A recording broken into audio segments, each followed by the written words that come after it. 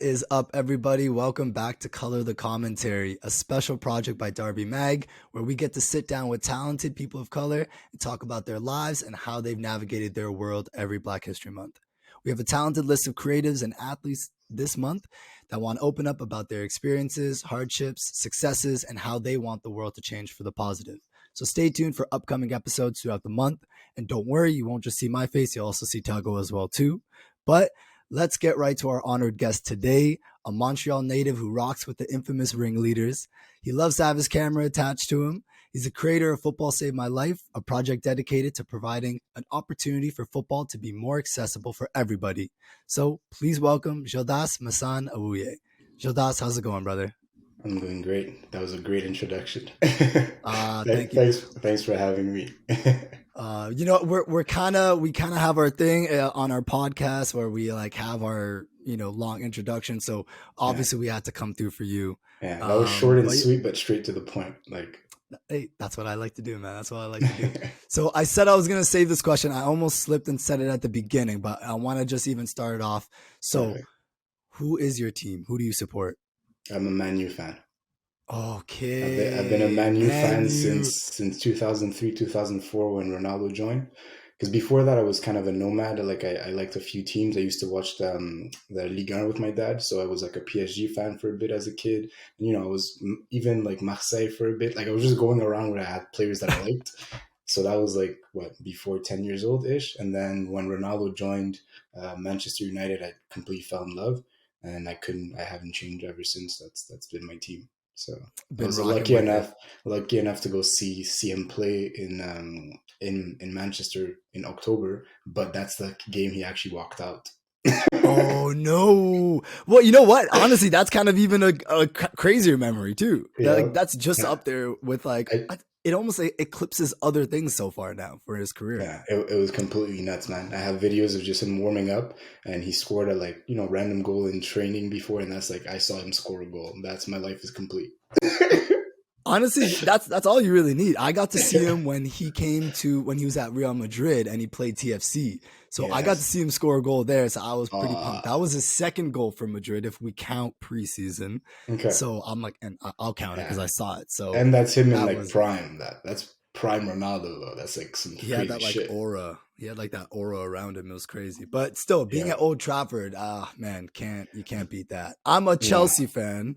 Okay. So we got some beef over here. I know everyone hates us right now. Yeah, and, you're going through a little moment right now. We're definitely going through a moment, man. It's back into like that like old school Mourinho when it gets like dark days. That's how it always is. But yeah. And GC, wait. Do you wanna state your team just so we all know? Yeah, I'm a Liverpool fan. Okay. So, y'all going through some shit too. We are all down bad. Yeah, we're just bouncing back from our shit. Well, you had that little tough game against Leeds this week, so that was an interesting one. Yeah, because I guess Casemiro, when he's not there, the team doesn't do much. That chokehold, like it's so funny how Ten Hag is like he was protecting him. He was protecting the other player. I'm like, but honestly, when you fast forward it, it doesn't seem so bad. But obviously, slow mo. Yeah, it looks a lot bad, but it's kind of useless though. Like it wasn't really necessary. Like so unnecessary. Never like there's cameras everywhere, but what can we do? These guys, they get paid shit happens. Shit happens. Shit happens. Well, you know what? I want to jump into my first question after that. Pretty simple, but I just want to ask you, how did football save your life? That's a big question. I mean, there's multiple eras in my life for football saved my life. I'll start with when I was younger and I started playing football. It was kind of a safe haven for me. So I just exited the world and went to play in the park or play with friends, and whatever was happening at home or at school just kind of disappeared for a moment. And so that's like the original part of it. Then you go through like adolescence. Again, there's more turbulence in your life. Football was always that like sacred space where no matter what happens, you pick up a ball, like you can't think about anything that's happening outside of that moment, or else you're gonna get the ball in your face, right? So there's that, and then closer to like recent history, when I joined the Ringleaders, that's like the most recent part that actually led me to start this project. I was in business. I had this business called Atelier New Regime with my brothers and another partner, and I was really like going through a turbulent period of my life, and kind of I was just working like crazy, going through like going through the motions and kind of losing myself at the same time. And I started selling product at Off the Hook, where Angelo was a partner as well. And when I first met him, like that was his initial question. He looked at me like, "You look like somebody that plays football." And I'm like, "Yes, I do," but I actually wasn't actively playing at the time. So he asked once, and I was like, "Yeah, I play. I'm pretty good actually." And then he's like, "Okay." We didn't talk about it for a few weeks. We kept working together, and then later on, he's like, "So do you play football?" I'm like, "Yeah, yeah." And he's like, "Do you want to come play on Tuesdays? Because there's these Tuesday night pickup sessions." So I joined. Well, I didn't join the team yet. I just went to pick up and kind of did okay because I was stressed out. I wasn't invited for a bit. Then he re-invited me, and then slowly I kind of joined the team, and that really like had a big impact on my life because I was at a time where I thought like the only thing that was important was like working at all hours of the day. Like anything my friends wanted to do, I was like, nah, I'm working. I'm working. We're in the shop, we're in the office, we're in the studio, we're just working. And then I started playing with these guys that have like way busier lives than me, like literally, like they have these engineers, these like crazy jobs, and the people that have multiple kids, and they're still showing up to pick up. And I'm like, I'm not that special. I should make the time to go to pick up, especially like it's right next to the store. It took like 15 minutes to get there, and so I started like forcing myself to go. And actually, one of my partners at the time was also encouraging me. He's like, "Dude, like just go fucking play, man. Like we'll hold down the store for those hours. We'll do what we have to do. Just play." So that kind of opened my mind to like, oh shit, I could do other things and just work my ass to the ground. So that's like the final step of how football saved my life because I was actually like in a really bad mental space, and I think without football I wouldn't have been able to get through that. Like even like leaving that business, like it was very turbulent. And during that whole time, it was like all the conversations on the bench with my teammates and all the people from the team and people that surround the team that helped me like, oh shit, it's really not that serious. Like at the end of the day, like these older men, these older girls, these older people, they all had similar experiences. So it's I'm not unique in that sense. So it's not like you kind of find some points of reference. So it's like, oh shit, I sold my business when I was this old, and then I did this, and then I did this. You're like, oh shit, it's fine. It happens to everybody. So that really helped me navigate through all these emotions and all these things that I was going through. So that's like the team, and like all the different people that are on that team share their stories with me and literally saved my life because it wouldn't have been as easy to navigate without that second family there. Wow. That's a lot of great points, man. Honestly, that is like I want to like dissect like so Yeah, many that was a different long points of that. answer, but No, but that was amazing because like I think one really great part about that was just like the conversations. Like you think when you join a team, it's about the football, yeah, but you're sitting down and you're on the bench and yeah, the game's going on, but your life is literally being saved on the bench, like by exactly. having these simple conversations with Yeah, people and kind of just understanding that like, oh yeah, we all have our own different journeys. Things yeah, take time. Everyone runs their own race. It's a exactly. marathon. It's not a sprint. Yeah, We got to just like, take a step back. yeah, And it's great that you had people that were able to push you when they saw that you were down, like your business partners and people that think that like maybe, no, I need this guy to work, but not like, no, his productivity is down. Like, what's yeah, the point of like being at work if you're miserable when people are trying to like pull you this positive direction, So exactly. that's really cool. And honestly, and we obviously did a little Instagram creeping and we saw, man, you're active with the regime. Yeah, Obviously that color palette, that orange, it's you can't miss it. yeah, And now when I think back at it, when I was younger running around the streets of Toronto, like I saw your brand a lot and I had no idea that you were behind it. So and it's in one thing that stood out was the orange vest. yeah. So I was just like, okay, yeah. So that you see that That pop was up a like big hit for everywhere. us. That was a It big hit. was, it was. And then I also But saw your little connection with Legends League, and I yeah, was like, oh, okay, yeah, there we go. Like that's where it is. Like he's been part of Toronto culture this whole time, like helping shape it too. yeah. So I mean, I used to come down and do events at Get Fresh. Before that, it was Community 54. There was a few stores that we were like Fresh is one of my good friends. I consider him a mentor as well. So like, but around that time there was so much going on. So like you see from the front end, it's like, oh, this beautiful brand is growing and growing and growing, but like the people behind it are kind of dying because it's so much. And we didn't have a huge team. Like we're still just like three partners, and like we had contractors like photographers and all that, but like mostly it was us three just grinding it out. So like you see the trade shows, you see the stores, you see all of that, but like it's crushing in the back end.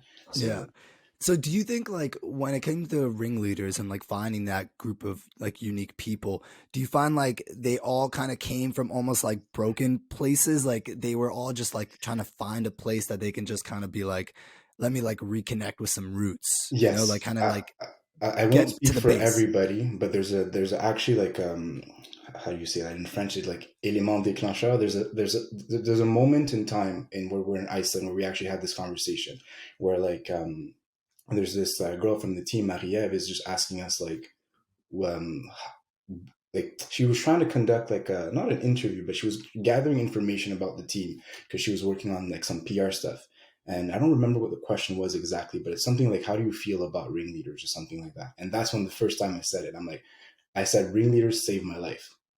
And then Mm. because that there's an evolution to like how I got to football saved my life. So I said ringleader saved my life, and we were in a sauna in Iceland in Reykjavik, and then somebody is like, and people are like, I thought it was so deep, and people are gonna be like, what the fuck did this guy just say? And there's multiple people that were like, oh shit, that's exactly how I would say it too. Like ringleaders saved my life because in that moment, everybody had like a love for football growing up, either played really competitive or not at all, but then they fell out of love with football because life got in the way or something happened, and then they just kind of forgot about that part of themselves. So kind of like not fully broken in a sense, but if you're a football fan and a football lover and you stop interacting with football, it kind of you lose a part of yourself. At least Mm. that's what I believe. So then everybody has a story where they fell out of love with football, lost a part of themselves, and then through the ringleaders, refound that part of themselves, and then refell in love with football. So then they're more complete as a human, right? So is it to say that everybody was broken? Not necessarily, but everybody lost a part of their identity because they didn't know how to engage with football because it was either like, oh, it's too competitive and I hate it, go to Sunday league and people are fucking trying to crush my legs for no reason when we all have jobs to go to on Monday, or it's other reasons. But then ringleaders is not about that at all. It's like you come, you have fun. It's not competitive whatsoever, and it's just about like the family. And And it's if you cool fuck too. around, you don't come back ever. If you don't share those values, you're not coming back. And it's like, That's what I wanted to get to because I feel like it's that you have to share those values. And yeah, because like you said, men's league, what does everyone want to do? They need that release from the working all yeah, week, and they yeah, come, they crunch your like just crunch your legs. I remember the last game I was in, I my whole body got broken. yeah, But then when you get to ringleaders, if you don't share those values, like you kind of don't come back yeah, because it's like we all realize like we're here to just love football and not like and love each other and yeah. not try to like kill each other. And I think So that's that's one of cool. the best things I could say about ringleaders because I used to find it like because I dissected Angelo's process of recruiting for a few years and I didn't understand it fully, but after almost 10 years of being a part of the team, you're like it makes sense. That's why he invites you once, sees how you interact with everybody, invites you a second time a bit later, sees how you interact with everybody. He's going to ask some questions. How do you feel about this member? Do you think they fit? No, no, no, no, no. And then even if it's the best player, and we actually like, because we have the pickup, but we also play like in competitive leagues on Thursdays and Saturdays. And sometimes we need really good players if we want to compete and win those little cups that mean nothing, but Mhm. bragging rights, right? So, but he will never compromise like the athlete for like the human. Like if you're a great athlete or you're a shit guy, you're not coming back. So that's something that's really important because we could have a team of like stacked players and but it's not the case. But we still win some stuff. But like it's the people before anything else, Yeah. like community being a safe space and like sharing the same values. See, all right, anybody listening, if they want to get that invite, you better show up that first time correct to the ringleaders. So Yeah, don't and fuck you that can't up. fake it though. You can't fake it Yeah, because exactly. you're Because gonna you come could back, and try, but if you're phony, he's gonna know. they're gonna know 100%, man. And so you know what that brings a lot because we talked a lot about it, a lot of different like sections there. You know, being part of a business, being part of a team, you know, working yourself to the bone, and now having to navigate all these different spaces like as a black man, like. how do you like how was that? Like, did you struggle? Did you find it was actually positive for what you were Yeah. trying to do? I mean, I read the like I was reviewing the questions before, and I always find that to be a tough questions for me to answer because I don't have the typical answer. I feel because I'll say it how I want to say it, and then we're gonna talk about it. I never felt like a black man. It's a wild statement to say, but I never like it's not something I think about. Like I just walk through the world. I do what I have to do, and if there's obstacles, there's obstacles. But I never like think about it like as it being because I'm a black man. And this is a tough one for me to say because I've realized though there's power in that statement. Like in the sense that let's say I'm talking about Fresh before. And Fresh was one of the first people that like really congratulated me for like, yo, you're a young black man doing these things. And I'm like, I'm just a man doing things. I never really thought about it as like, I'm a black man. There's not a lot of us doing these things at this level. So it's special. And then I did this talk once and this kid came up to me and he's like, oh, it's really like really nice to see a young African man doing what you're doing. I never thought it was possible, blah, blah. So that's like how I feel now after like listening to a few people. But while I was doing it, I really never paid attention to that. I always felt like I had a fair amount of opportunities and I fought for every opportunity and never really let it hinder me. Like I always pay attention. Like I was going to school in Ottawa. We went to Lycée Claudel, which was like a private school, and there was not many black people at that school, to be honest. Like I was counting always in the classroom how many we were. Like we were probably two most classes, and but I never thought about it more than that. I would just like realize it and just move on with my life. So some people would answer like, "Oh, I mean, I had to fight, I had to do this, I had to do that." I'm like, I really didn't have to do any of that. Like another example that's related to football is when I joined the LaSalle Soccer Association, which was the first team I played for in Montreal. I joined the team, and when I was in school, I went to Cavalier de La Salle, a school full of immigrants. And my friends were like, "Oh, you're never gonna make it in that team because it's all Italians and they don't take anybody else." And I really just listened to that and I laughed. I'm like, I'm going to the tryouts. I'm sick. I'm gonna make it on the team. And I went and I made it on the team. And I didn't even have the money to pay for the team, but I still made it on the team and they helped me pay for the team. So like that bias that they all had and didn't want to try out for that team, thinking about, well, I'm black, they're only taking Italians, they're not gonna take me, like that didn't affect me whatsoever. So I just showed up, did the work, showed that I was fit for the team because it was about football first of all, and well, my football was great, and I was a good person. I made it to the team, and these Italians took me on, took me in as one of their own. Like I used to go to their chalets. Like they really like I felt like a part of the family. So I feel like that's what I have a hard time with because if you put it in your head that I am a black person, therefore I'm going to have some obstacles and it stops you from like actually achieving some stuff. So for me it was a blessing that I never even thought about it. Like I never walk around like, oh shit, I'm black. Like I've lived racism. Like I lived some fucked up shit, but I never like really think about it. Like so Yeah, so you just that's my don't let answer. yeah. Right. No, that's great. Like you just didn't let that. You never let any of those moments where maybe somebody like did something. I'm not saying on speaking on your experiences, Yeah. but like those fucked up moments that you had, you didn't let that stop you from thinking that you were anything different. It was just like a person navigating, Exactly.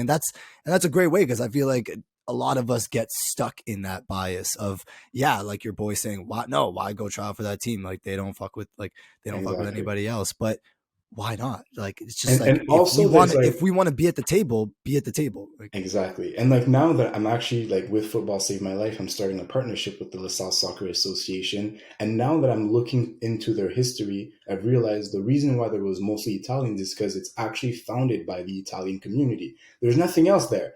It's just the fact that it's the Italian community that built that club. So it just so happens that their kids and their community are more prominent in that team. So now I look back at that moment, I'm like, that was really like those friends of mine could have made it on that team for sure. They just chose to be like, it's for Italians and nobody else is gonna make it. And then it like, was yeah, just a community that came together, did something together, and then supported it and yeah, continued to support it. And exactly, that's where sometimes we fall behind, where we need to just like, hey, let's put together an organization, let's put together a team, let's do these things that like instead of saying that okay no we can't do this, it's like start your own or go join other people. It's like we need to be inclusive, but we also need to have our own thing as well too because oh yeah, everyone's doing it and then they're welcoming everybody, but not wondering what's going on. Like, yo, come over. Like, we don't care. Yeah. And So then the last thing I would want to add to that is, because I think that question always touches me when I see it come in. Like that's the one that stood out to me when I yeah, read the questions. So it's like, if there's anything I want to say, is just like, if you're a young black person or a black person at all, it's just like, there is shitty stuff that happened to us, but just don't think about that too much, man. Go into these spaces, do your best, and there's opportunities that are gonna come. And that's like, think about it in a positive light, because if you always have it in the back of your head that because I'm black I have less opportunities, those opportunities actually won't exist for you. But if you go out there knowing that maybe a few doors are going to get closed in front of me, but keep trying, keep trying, keep trying, it will get better. Like, I don't think I would be able to do any of the things I've done in my young career if I really thought about like, I'm black, I'm not going to be able to do this, I'm not going to be able to do that. It's like, nah, fuck it, man. that's how it is. Yeah, that's how you got to take it. Take it right on, head on. Just like move on. So I want to also talk about the book because the process of how you created this book is really cool. I like that. You just, when we're creating our magazine, we're like, okay, let's fix the deadlines because this is what we want to do. But when it came to Football Saved My Life, the book, you said that there was no pressure, that Yeah. you didn't want to say that there was a hard timeline or deadline for this project. So like talk about just like the beginning of like realizing that you wanted to start a book. I didn't really know I wanted to start a book. So we came back from Iceland. So Iceland is like the moment that where things changed. We came back from Iceland. I had shot like 5 rolls or 6 rolls of film during that like 72 hours in Iceland.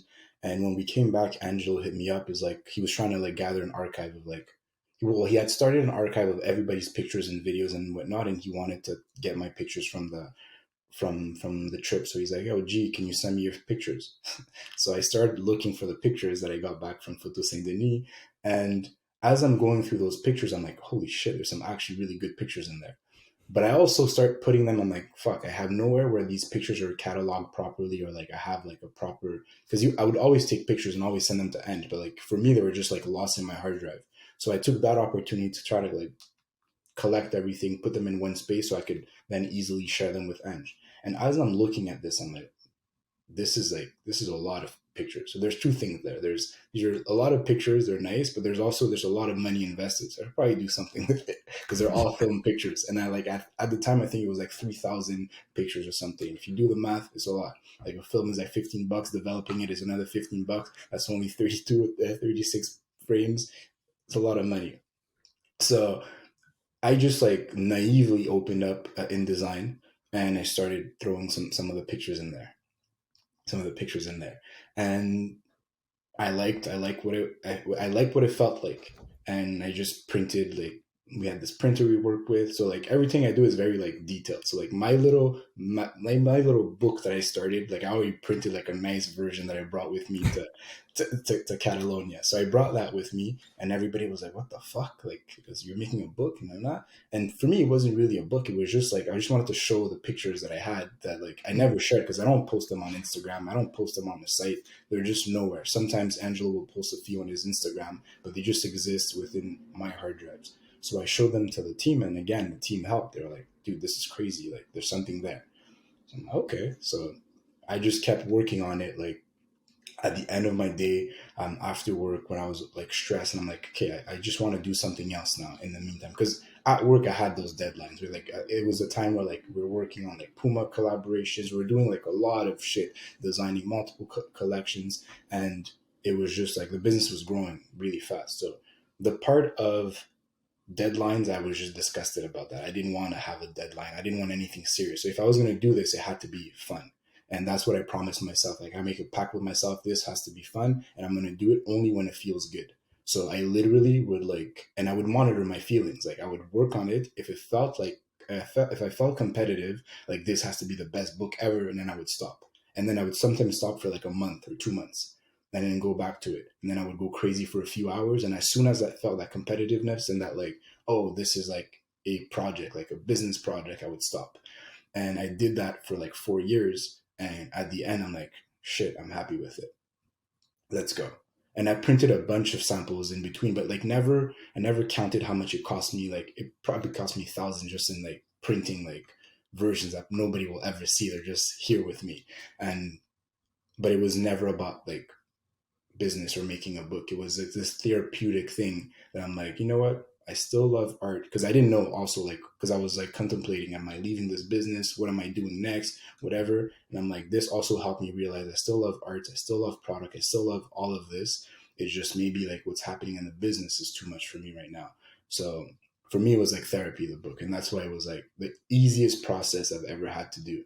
Like I felt zero pressure. And when I felt it, I pushed back from it. I just fuck it. That's funny too, because when you talk to some other creators, they take on that competitiveness to do it. So it's interesting, like hearing about other people's approach to their creative process. That is like, no, like I want to step back from that. I want to create in a more stress-free environment, and that's when I'll find the best me. So that's actually really cool because sometimes I work under pressure and I'm just like, oh shit, maybe if I just saved enough time and Yeah. then I would have I felt a mean, little bit more there's a free. balance there, right? It's like let's say there's new regime and that's commerce, and there's like the fashion calendar, and there's people want product, and you have to deliver, and you have to deliver. And then there's this thing. It's like it really nobody knows about it. I'm doing it on my own terms. That's why it was easy to do it. But like even now that football saved my life is actually a thing that's out in the world. Now the pressure is creeping in a little bit, although I don't want it to be there. But now people are asking for what's next, what's next, how are you going to do this, how are you going to do that. So now I'm trying to like take that same energy I had when I was doing it and nobody knew about it, and still like keep it like wholesome because I don't want it to be a big like a thing that's like taking away from me. I want to give me more than it's like taking from my soul type of thing. Because fashion is kind of grueling. Like you're never in the moment. You're always working seasons ahead, doing so many things. You release something and people are already like, "Well, what's next?" I'm like, "It just released yesterday, bro." Like, Yeah, shit. it's like, can we let it breathe at least? Like, Exactly. So, so man, that I was the love that. process. That was the Yeah, process of making the book. man, I love that. I love that. So if anybody likes that and they want to check out the book, please check out Gildas's Instagram, and you will find the links to all of that. And you can just even check out Instagram, right? Football Saved My Life. Yes, That's sir. what it is. Perfect. So I also want to talk about your inspirations as well too, and like on your day to day, like who inspires you to keep going, and who inspires you to just like wanna like continue creating and like continue doing what you love. I think I have multiple answers to this. I think growing up, it was my brothers, like my older brother, especially Koku. He still does new Atelier New Regime right now, and he's a brilliant, brilliant artist. And he's taught me everything that I know about like art and design. And his love for art and design has transcended. And like I really like because I was always interested in like creative fields, but I was also more like the academic kid. So like I followed in that. Like when it was time to choose what to do in college, I went into like health science, whereas I really wanted to go into like art and photography. But like I had the curriculum to go into to health science, so I did that, and I hated my life for it. But like my brother always was like, I'm an artist, man. I'm gonna do art, and that's what I'm gonna do. So that really inspired me to like, you know what, maybe there's something there.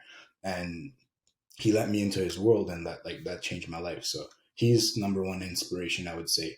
And then after that, like in recent years, I would say Virgil. I feel like now it's kind of cliche because he's done so much and it's easy to say Virgil, but for real, like also he's from Ghana, and I'm from Togo, Ghana, Benin, or like this these three countries that are very similar and like share the same culture. So anytime somebody tells me they're from like West Africa, it's special to me too to know somebody that comes from that tiny little place has made it to that level. That's inspiring. And also I think there's people like even like in Toronto, I used to love when I still love Sean Brown. Like Sean Brown is one of One of the guys, man. one of the Jeez, guys.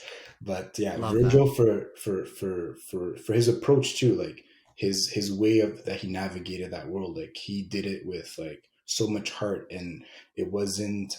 I didn't feel like it was competitive, not competitive, but like it was wholesome. Like it wasn't like I'm the shit and I'm doing this and I'm cooler than you. It was like I'm doing this for all of us, and how could we all get better. And he actually gave opportunities to a lot of people. I got to like cross paths with him a few times, and every time it was all smiles, and he was doing some of the craziest shit any black man has ever done.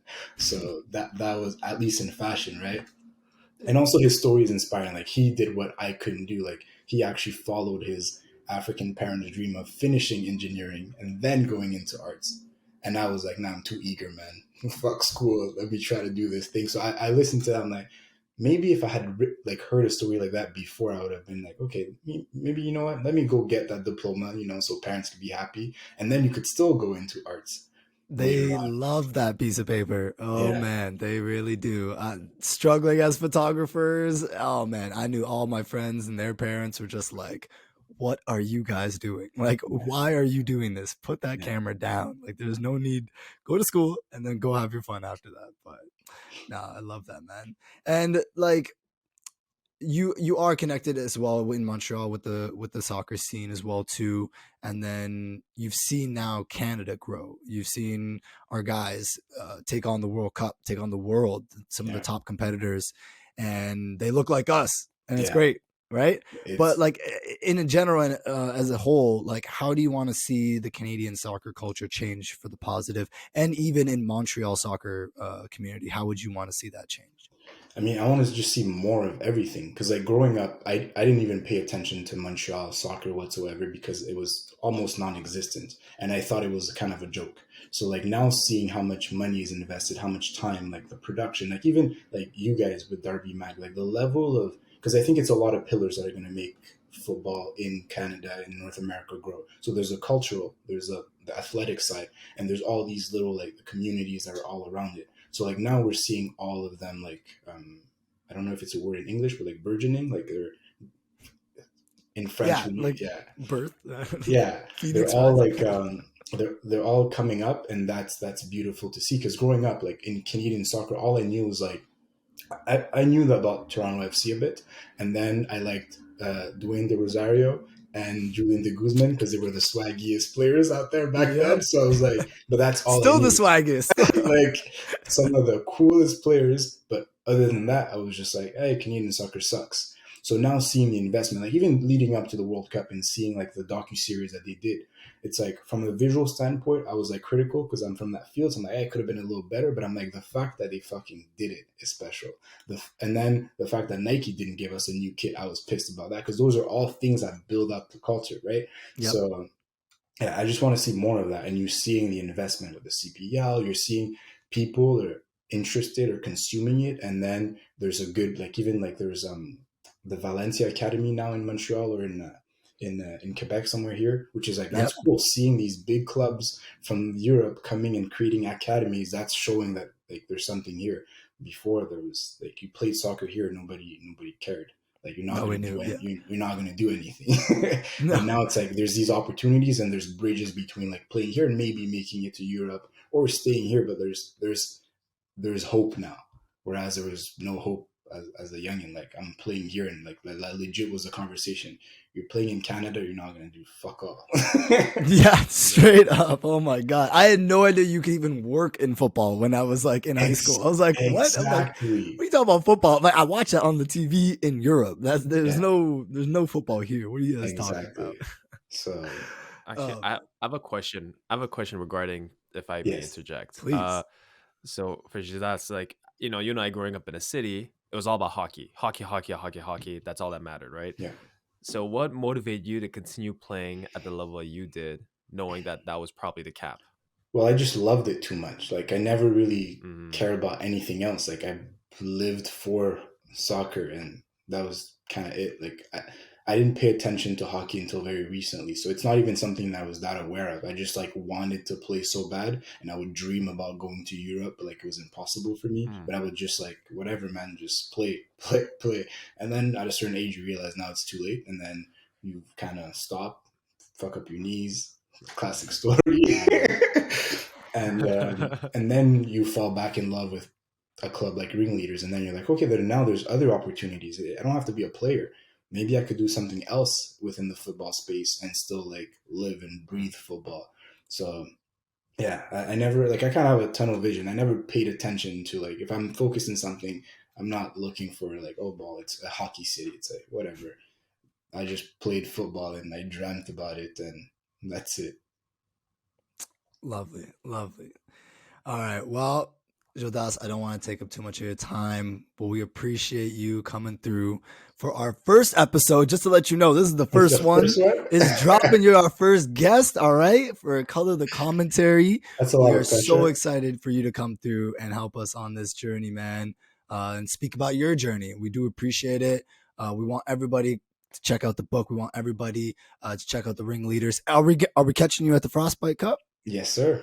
Okay, Yes, guys, sir. if you don't know about the Frostbite Cup, that is one of the most exclusive and Yeah. most Canadian football tournament you will find in Canada. Yeah. All right, you play this in the cold because that's what we do in Canada. All right, Yeah. we live in the cold, we breathe in the cold, we were born in the cold. All right, Yeah. that's what we do. But Gildas, if you loved, please shout out all your handles so everyone can find you. Oh, I'm not even a social media guy like that. My Instagram is Gildas Awuye, yeah, and at footballsavemylife.co, and that's about it actually. So my personal Perfect. and All then right. That's lovely. Short and sweet, just at the beginning. We love that. All right. Thank you guys. My name is AK. We got Jisoo in the back here.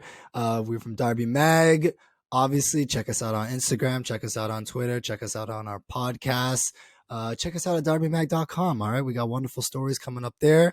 And we got a lot of episodes coming up for Color the Commentary. So stay tuned. And can I say one last thing? Of course, my brother. I just want to thank you guys for not only the opportunity of speaking today, but for what you guys are doing for the culture. For real, like seeing your magazine come up and seeing what you guys are doing, the photography, sharing all these stories is something that's super important, and you're doing it in a really, really good way. So, give you your flowers. You guys are doing amazing. My guy. We love that. All right. Well, we'll check you guys later. Peace out.